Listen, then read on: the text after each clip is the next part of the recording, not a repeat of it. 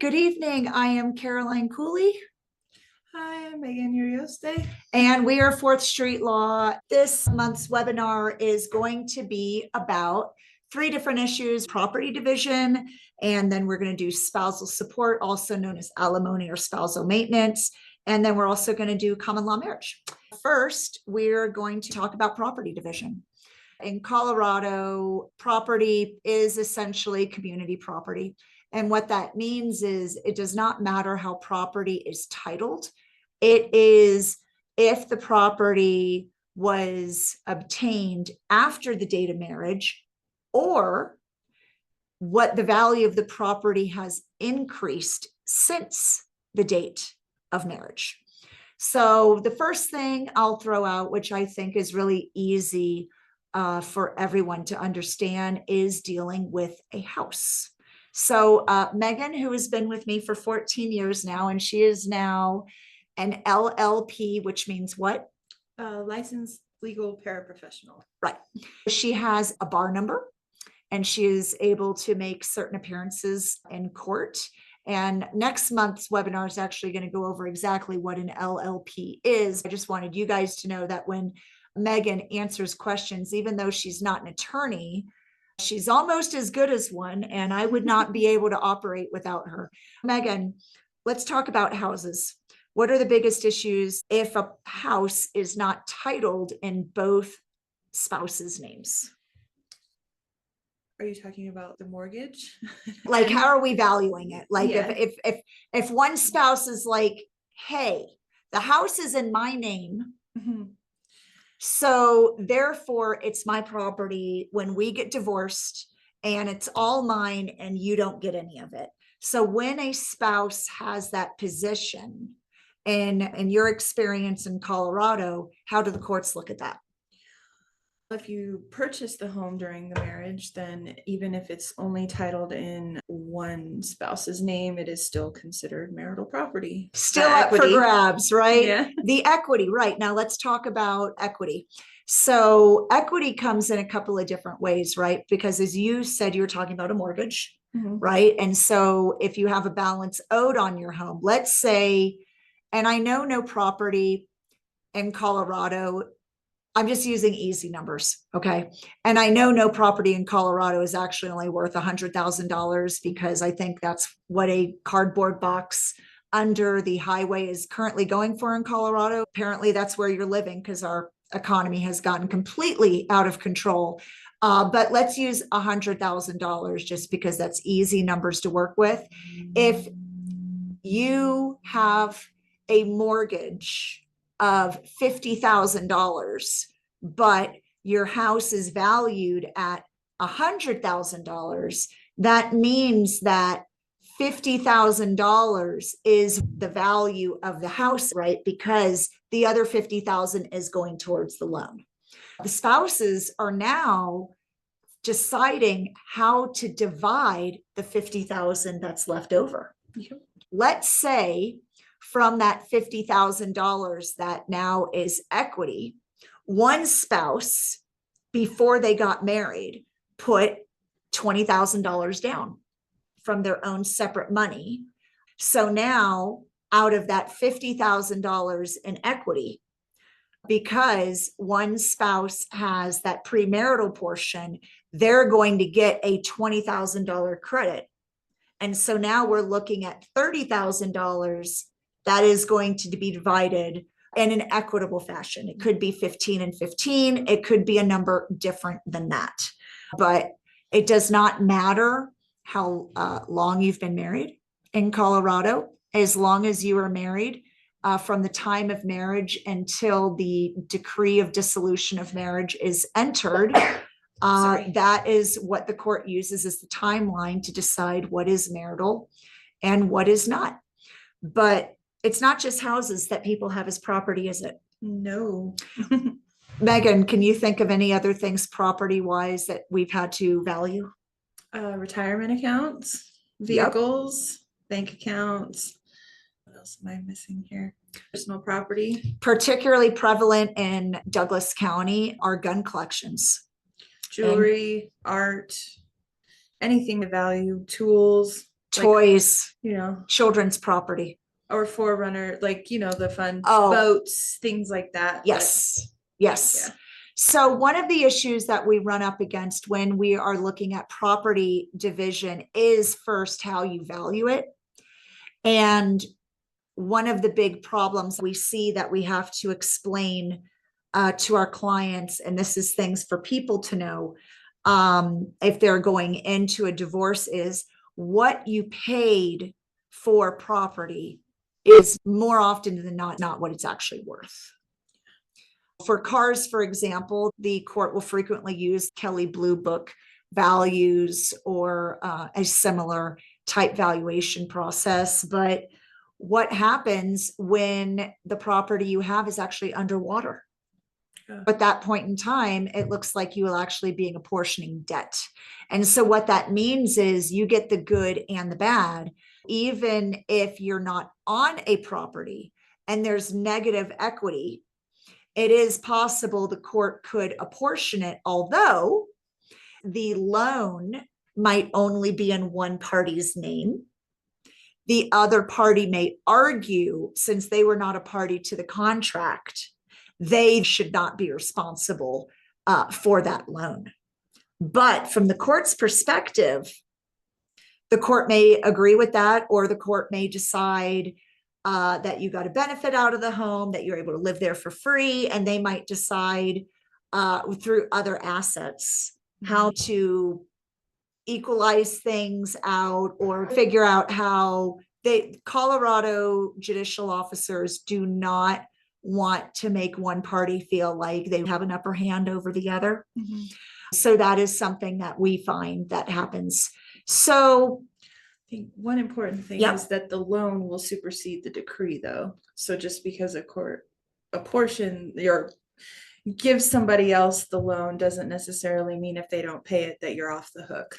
That's a very important point. A loan, whether it's on a house, a car, a boat, a credit card, or a personal loan, is a private contract you have with that third party that is not a party to the divorce. The company who wants to be paid is not going to be impressed that the court said, I'm not responsible for it. They are. Mm-hmm. That's not what the company cares about. The company says, well, it's in your name or you co-signed, mm-hmm. right? And so we expect you to make good on the agreement and pay for what you owe. Yeah. We do have a way, whether you're doing it yourself or through an attorney, there is a way that you can protect yourself. And that would be in a separation agreement. So Megan, what kind of things have you seen that we've put in separation agreements that are able to protect parties in this kind of a situation with property? Indemnification. So what we're going to do is indemnify and hold someone harmless, even though my spouse is the one that holds the loan on the car. Okay. But the car is being awarded to me for some reason, but spouse is needing to pay for it. The spouse doesn't get to say, I'm no longer going to pay for it because now you have possession of the car. The company will still repossess the car from you, even though your ex-spouse is not paying it. So in that regard, you can go back to the court and you can get made whole to the extent you can. And we'll talk about that in a minute. The perils of being made whole when you're owed money. You can ask the court to indemnify you and hold you harmless, meaning the other party will likely be in what's called contempt of court, meaning their violation of a court order. They have to be held responsible, which would be to repay the loan, possibly reimburse you your attorney fees, interest, possibly repair to your credit. But what happens when you have someone who is known as judgment proof? Where you can't collect on a judgment, even if you get one. Because they might not have assets or they might try to go for bankruptcy. Mm-hmm. So what we do as lawyers, or if you were acting on your own, what you would be able to do to protect yourself in that situation, let's say your ex-spouse is responsible for paying a debt that now you're on the hook for it. And now they're saying they are going to declare bankruptcy. The court can hold that the debt is in the nature of family support. When that happens, property division can be in the way of support. And if it is in the way of support, it is not bankruptable, meaning a debtor is unable to discharge that debt if the bankruptcy court determines that that obligation is in the nature of family support under whatever separation agreement that you have entered into. If you are having a litigated hearing, the judge or judicial officer can make that as an order. However, you cannot assume that the judicial officer is going to make that order unless you specifically request it, especially if you're self-represented. Because in those situations, a judicial officer may be speeding through things as quickly as possible to get to the next case. And if you don't have that right in your mind as far as, oh no, I need to make sure the court raises this, they might say, okay, decree entered, go about your way. And that one issue has never been handled. The final issue I want to talk about is children's property, something that we've had come up a lot, specifically our 529 accounts. A 529 account, if you're not aware, is a tax deferral account that you can have to defer taxes, so you can then put money away for your children's college tuition or other approved expenses that are recognized by the IRS for that 529 account. And because that is considered property of the child, the court will enter one parent as a trustee of that account until the child emancipates or turns 18 or 19, if that's when they go to college. That is something that either the court needs to decide or parties need to decide who's going to hold on to those 529 accounts. Other types of children properties might be, let's say a grandparent opens up a savings account or an IRA on behalf of a child, and the grandparents are not parties to the divorce. They opened up an account in a child's name. At that point, one of the parties is going to have to be determined to be the trustee of that account until that account either no longer exists or is cashed out or what have you, but it is supposed to be for the child's benefit. Finally, for children's property, let's talk about life insurance. Yes. So what is one of the ways that we use to secure child support in Colorado? Life insurance. And Yes. So how often do we have life insurance come up in our current and after divorce cases? Pretty much every single one. Because support is the right of the child. The court will, especially if you request it, secure a child support obligation with life support, with a life insurance policy, because what if a parent passes away? How are the children going to be cared for? That is something that the court can enter, request, and we encourage. Our next one that we are going to go ahead and do is we are going to move into spousal support, also known as alimony, also known as maintenance. So how often would you say, in your experience with doing these family law cases, how often is spousal support, meaning alimony or maintenance, how often is that an issue? Very common. Okay. Very, very common. Particularly here in Douglas County, where we're recording from right now, we do have a lot of single home breadwinners. We do have a lot of dual income breadwinners as well, but we do have a lot of single income earners. And in Colorado, spousal maintenance or alimony, we're just going to refer to it as maintenance during this video because that's the proper term of art in Colorado. It is determined based on income. There's actually a calculation that the court uses. If you go to the court's judicial website, which is, if you just Google Colorado courts, it will come up. And if you go to child support and spousal maintenance, they have a calculator where you can try to run. The big thing about how any support in Colorado is determined, is it on net income or is it on gross income? Gross, which by the way is gross. It's shocking for most people when they see the numbers when you're looking at gross income versus what your net take-home pay is. So the reason that the courts do that is because two people could be earning, let's say, $100,000 a year, but your net take home could be wildly different just based on whatever deductions you take or retirement that you're putting into health insurance, right? And so because they want to equally punish everybody, they use gross rather than net. Now, pop quiz again. Gross income applies to both W-2 employees and self-employed, or just W-2 employees? W-2 employees. That's right. I believe self-employed is gross income minus reasonable expenses. That's right. Yay. Reasonable and necessary business. Let me tell you, we have a few cases that we've had, just a few, where some people run their businesses very well. And some people operate their business like it's their personal ATM. They're like, I have my business and I've been in business for 15 years, but I only earn $1,000 a month.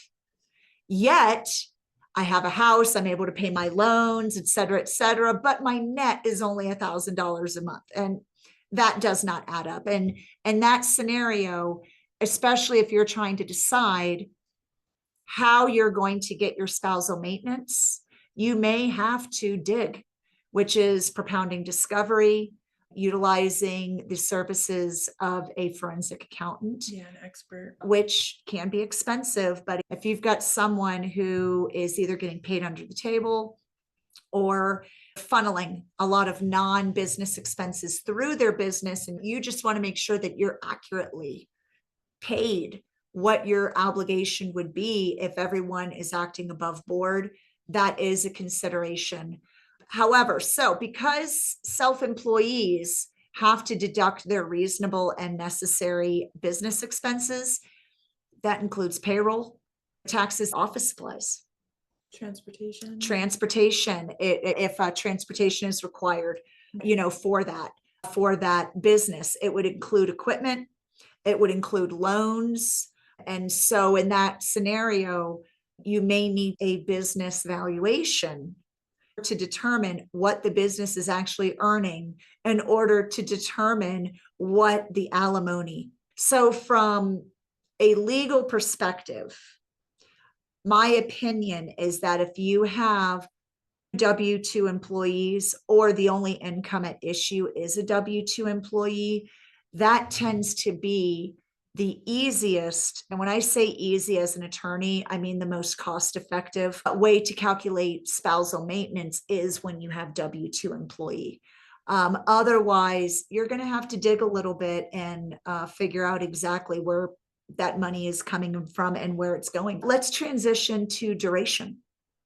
So if I've been married for only 6 months and we get a divorce, how likely do you think it is that I'm going to get an order for maintenance? Not likely at all. And so what do the courts look at, Megan? I believe 5 years is the threshold before they'll start calculating duration for maintenance. So you have to be married for a minimum amount of time before the court is going to calculate maintenance.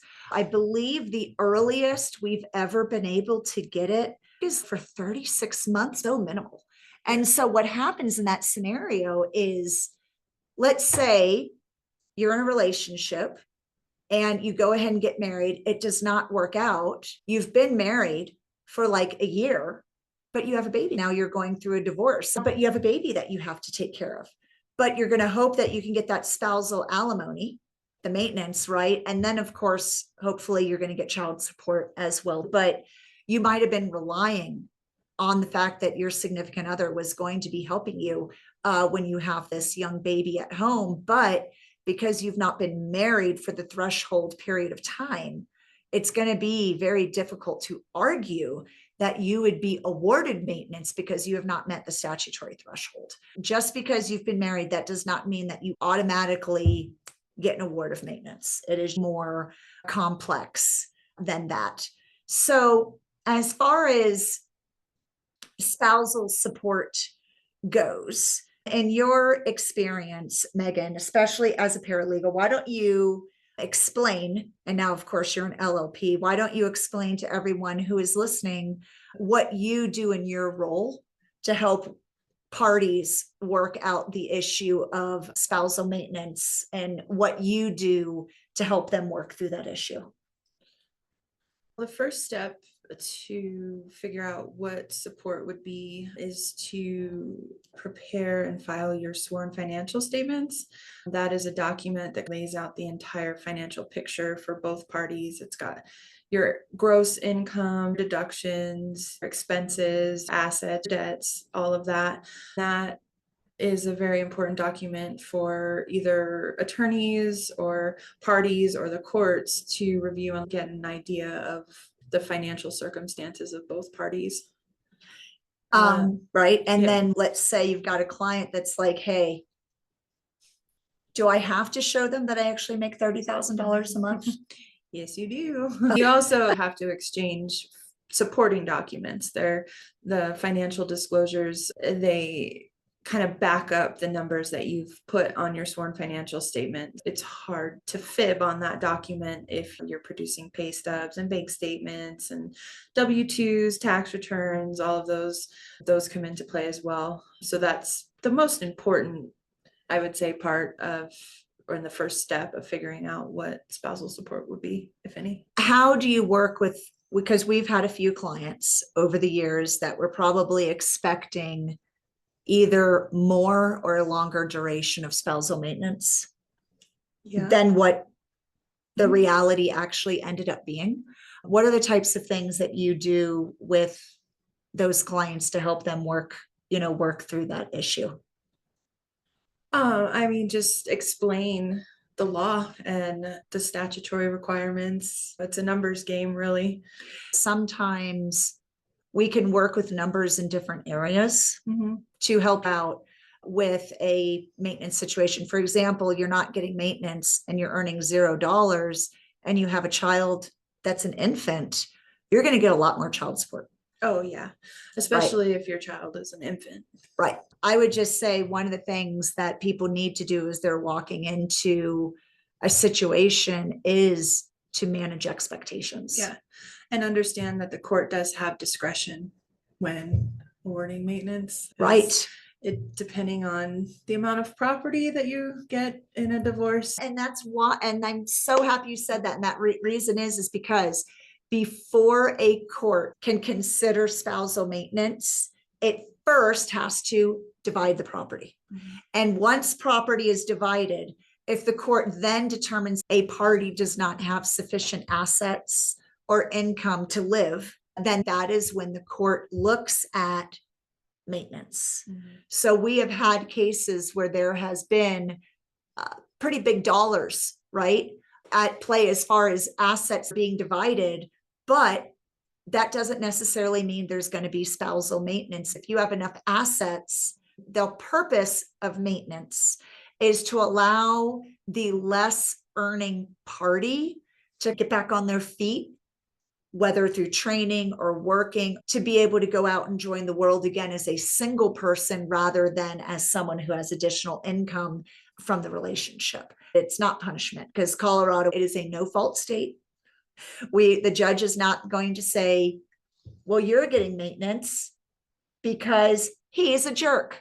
Yes. That's not the way the judicial officers do it. It's a no-fault state. They are considering, are you able to, for example, if you need to go to college and you have a college program that you want to do, hey, I finished a couple of years, it's going to take me a couple more years. After that, I'm going to need to do an internship. That would be an analysis that the court would be very interested in to decide if maintenance should be awarded and for how long. The next topic I want to dive into is common law marriage. How many common law marriage cases do you think we've had? Quite a few. Common law marriage can be great if you're on the side that wants to be married. Terrible if you're on the side that doesn't want to be married. You gotta make sure if you don't want to be married that you don't accidentally enter into a common law marriage. What are the types of evidence we've used when we establish common law marriage? So you've been prepping the exhibits. What are the exhibits that you've seen that you've thought, oh, wow, okay, this is a marriage? Definitely insurance documents where you are trying to get insurance for, significant other, and you check that box that says spouse. That is now your spouse, most likely. There's an argument, right? We weren't married. I was just trying to defraud the government. Yes. Which actually has been held up. But now you might have to have a conversation with the IRS, which might not be a conversation you want to have. But that's one idea. And what else? Holding yourself out to the public as husband and wife. So if you're out and about and you introduce someone as my wife or my husband, that can do it. We had a card that said "to my loving wife," and that was enough to do it. It's really not that difficult to enter into a common law marriage. We had a case. It was in Arapahoe County, and we had a case a number of years ago where what Megan is talking about happened. There was a ring, photo, holiday cards sent out from our family to yours. You're trying to say you're not married. The birthday, the anniversary cards to my loving wife, to my loving husband. I'm so happy that we have our children together. All of those things that can lead to a marriage. Here's the thing. I'm going to say this as plainly as I can. Men need to know women save everything. We save cards, pictures.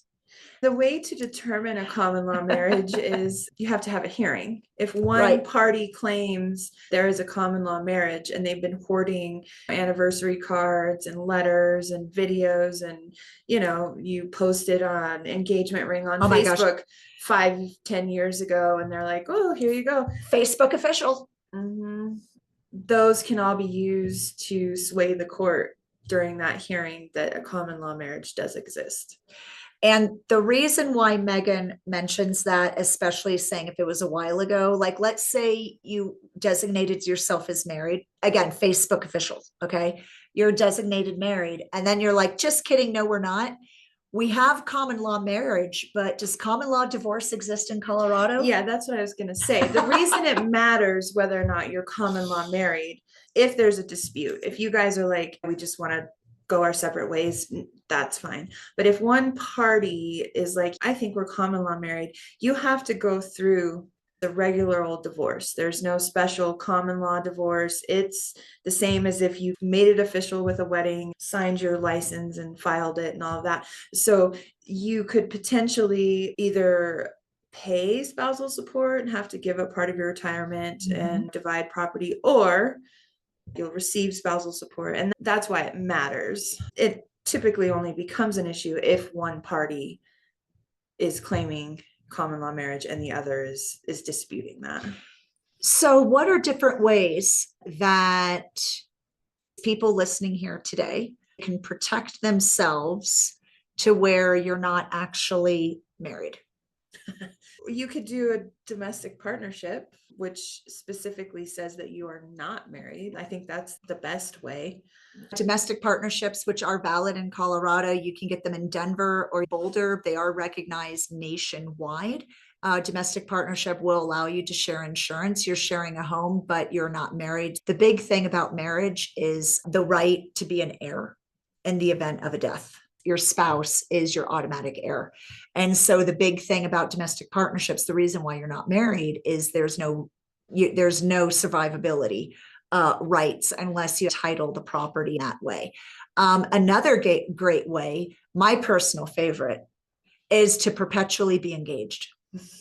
An engagement shows a future intent and desire to be married, not a present one. Yeah. And so that is another good way. You can have a prenuptial agreement.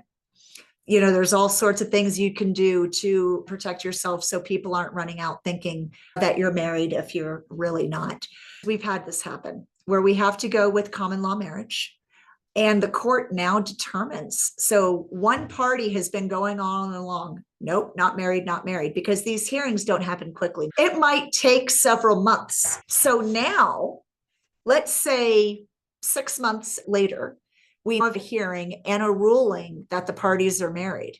Guess what? Now everything's going to be divided. Now we're going back to that property division that a party probably was not expecting.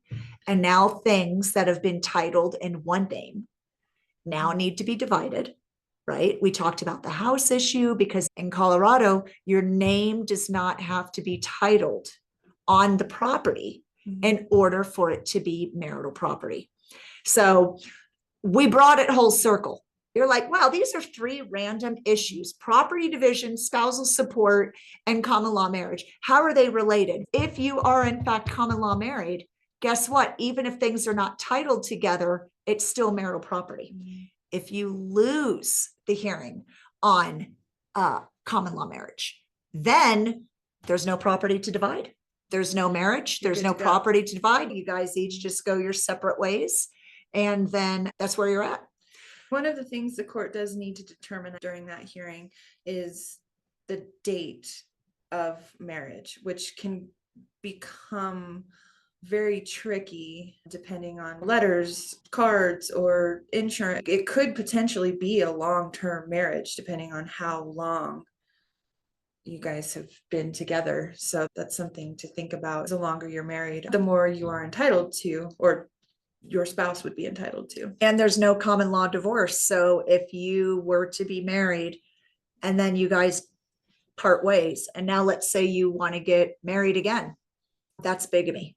We have had that happen in our office before, where someone came to us for a divorce only to find out they were not actually married because their marriage was invalid, because their partner previously was married. Doesn't matter, ceremonial common law marriage. The most important thing is there was not a divorce decree. So that marriage was invalid. Then the court's not able to divide property because it was not a legal relationship, which I'm sad to say that that's actually come across my desk before. And that is never a good conversation. I mean, that is not a conversation I enjoy having. Part of the duties of what we have to do is manage expectations. Those are the tough conversations that we are able to have with our parties. But I think the purpose of this, and we're going to open it up to some questions here in just a couple of minutes. I think that the focus of this has been for us that, you know, family law in Colorado can be really tricky. And there's a lot of ins and outs. And a lot of people, I don't think they understand how complicated family law is. You know, you think of a criminal attorney, right? A criminal attorney does something specific if you're charged with a crime. They are dealing with the criminal code in Colorado. Or let's say you are hiring a real estate attorney because you want to buy some investment property. That specifically is over a single issue. But in family law, we're dealing with all of the issues. We deal with real estate, we deal with investments, we deal with parenting time, we deal with adoptions, we deal with trusts, we deal with heirs if a parent has passed. And now we have to figure out, where's the Social Security benefits going? Are they being paid out correctly? Any issue you have going on in your life right now, if you are married and children are involved, that could be a dissolution of marriage issue or an allocation of parental rights issue, a custody issue that you're dealing with. And so when we're dealing with family law, we're dealing with all the law. It is not just one little thing and then we're moving on for it. And so that means as attorneys, Ps, we have to stay on top of what's happening with the tax code. Spousal maintenance in Colorado used to be taxable. It no longer is. That change impacted everything. So that is pretty much everything we wanted to talk about. I would love to open it up to any questions. Let's see, we've got someone that has asked something. All right. Okay, so we have someone who asked, is the higher earning spouse required to pay maintenance? That's a great question. That is a two-part question. I'm going to answer the first part of it. I'm going to let Megan follow up. Is the higher earning spouse required to pay maintenance? When I mentioned earlier that you could have two parties that are earning income, you have to put both into the calculation in order to decide if there's enough of a difference between the earnings that maintenance would apply. So for example, Megan, let's say we have a party making $100,000 a year and another party who is operating an in-home daycare part-time because she cannot afford her own daycare. So she operates a part-time daycare and makes minimum wage. In that situation, how are we looking at maintenance? Well, depending on the property division, most likely there would be an award of spousal maintenance in that case, Right. Just because there's a much higher earner Right.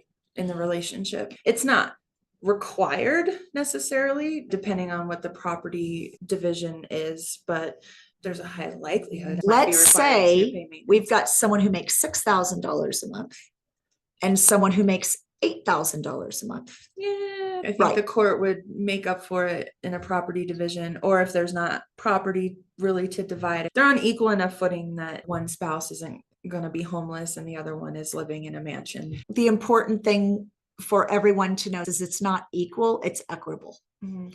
And equitable is a range. It could be 50-50. It could be 45-55. It could be 60-40. We've even had it gone differently than that because the court's taken different considerations. But it is not 50-50. It is equitable. When I get a question like, is the higher earning spouse required to pay maintenance? We would follow up with more questions. So we would be able to get that answered completely for you. Are there any other questions out there? Someone has asked, if my spouse bought the house before our marriage and we both contributed to the mortgage, do I have a claim to half of the house in our divorce?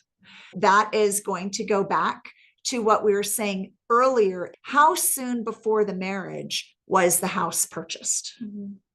Right? Because let's say you buy a house and then a year later, you get married. Probably the equity in the house, unless it's been like a crazy COVID year when property values in Colorado just went through the roof. But usually you might be a little bit more upside down. Someone had the house 10 years before you got married. There's going to be a separate property component. But if you contribute to the mortgage, or if you don't contribute to the mortgage, there is still going to be an equitable division. Your marital portion is divided out of that house. Since the So date of marriage, right? right, The since equity it- that's right. built since the date of marriage. right. Yeah. So again, let's say your house, for example, I'm going to use 200,000 because I can divide that in half. I only have fourth grade math abilities. So let's say house is 200,000 and worth 200,000 now, but it was bought for 100,000.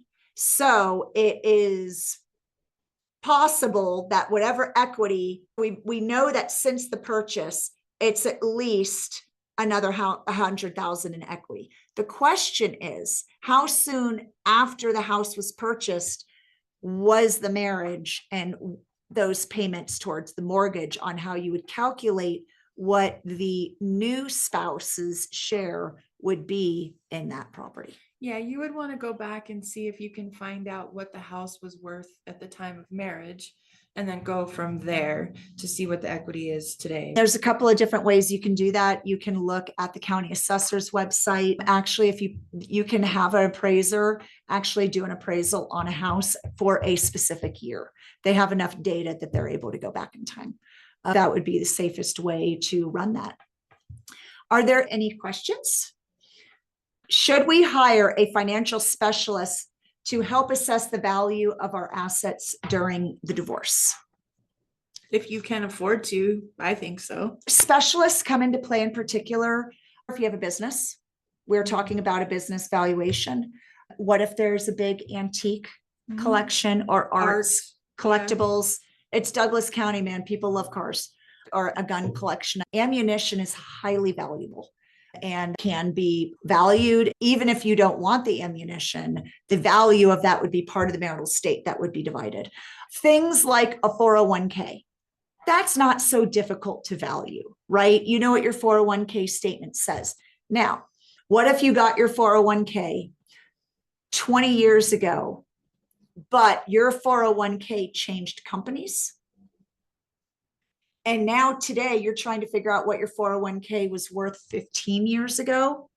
That is really difficult because your current 401k sponsor may not have access to what it was 15 years ago. That is where it gets really tricky when it's like a personal retirement account that a company is no longer in business for and someone else has managed it. They would know the value that was in there when it went to the new company, but they wouldn't necessarily know the value of it on the date of marriage. That would need to be investigated. There are financial planners who help parties figure out a way that makes sense to divide finances. And if the marital estate is a high enough value where that is something that makes sense, that is something we absolutely encourage. Otherwise, the kind of specialists may be more fine-tuned to the specific property. For example, I might need to have a specialty car.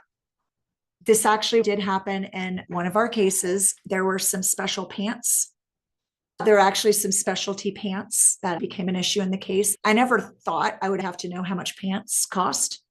But in this particular case, we had to figure out how much the pants cost. Had you had that happen before? No. The short answer is maybe. Your attorney, or you might, but if you're trying to do this on your own, could you work with a financial planner to help you broker your divorce? I do know many people who have gone that collaborative method. I am not able to give legal advice on whether I think that's the best method or not, because I've seen it end well, and I've seen it end very badly, where parties did not have attorneys and they're more just trying to do it on their own. But with a special mediator or wealth builder who help them divide things out, my advice is always to have someone who is an attorney look at whatever it is you're signing and filing with the court, because your wealth builder is very likely not an attorney. They are limited in what they can actually tell you.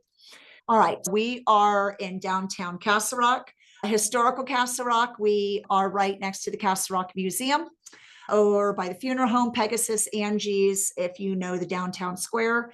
I have been practicing for 25 years, and Megan has been with me for 14. But how long have you been a paralegal? Since 2006. Okay. Now she's a licensed LLP. Please look out for next month's webinar. If you want to reach out to us to schedule a consultation or ask for a referral, we're happy to give those. We're just trying to make sure that everyone has access to good legal information. Thank you for joining. Well, guys, thank you so much for joining us tonight.